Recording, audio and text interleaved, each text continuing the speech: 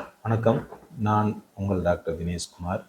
இந்த பதிவில் நம்ம மோல்டு அலர்ஜி அப்படின்னு ஒரு விஷயத்தை பார்க்க போகிறோம். இந்த மோல்டு அலர்ஜி அப்படின்னா பொதுவாக நம்ம வீடுகளில் செவுறுகளில் படிஞ்சு இருக்கிற இந்த படர் தாமரை கருப்பாக இருக்குது பார்த்தீங்களா? அந்த படர் தாமரை தான். அந்த ஃபங்கல் இன்ஃபெக்ஷன்ஸு பொது காற்றுல கலந்து அது நமக்கு தொந்தரவு பண்ணும்.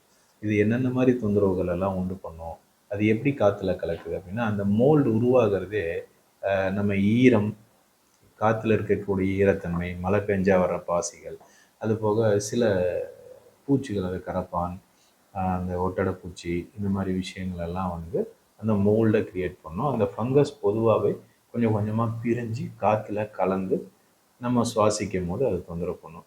அதை நம்ம சுவாசிக்கும் போது தொந்தரவு பண்ணுறதுனால அது மேல் மூச்சு மண்டல பாதிப்பையும் கொடுக்கலாம், இல்லையா லங்ஸினுடைய பாதிப்பையும் கொடுக்கலாம். இப்போ மேல் மூச்சு மண்டல பாதிப்புகள்னு சொன்னால் ஆல்ரெடி நம்ம போலன் அலர்ஜியில் பார்த்தோம் பார்த்தீங்களா?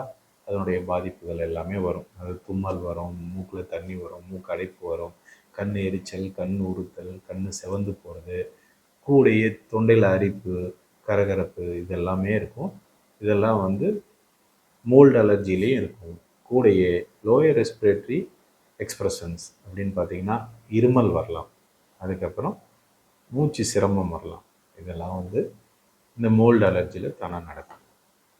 இந்த மோல்டு அலர்ஜிக்கு கண்டிப்பாக நம்ம பண்ண வேண்டிய முக்கியமான விஷயம், அந்த மோல்டு ஃபார்மேஷனை கண்டிப்பாக அவாய்ட் பண்ணணும், இருக்கிறத க்ளீன் பண்ணணும். இதுக்கப்புறம் வந்து தேவையான அக்யூட் மெடிசன்ஸ் ஹோமியோபதியில் எடுத்துக்கணும். சரிங்களா? ஆல்ரெடி இது மூச்சு சிரமத்தை கொடுக்கும் அப்படிங்கிறனால அதுக்கு உண்டான சர்க்கம்ஸ்டன்சஸை அவாய்ட் பண்ணுங்கள். கான்ஸ்டியூஷனல் மெடிசன் எடுத்து கம்ப்ளீட்டாக சரி பண்ணுங்கள்.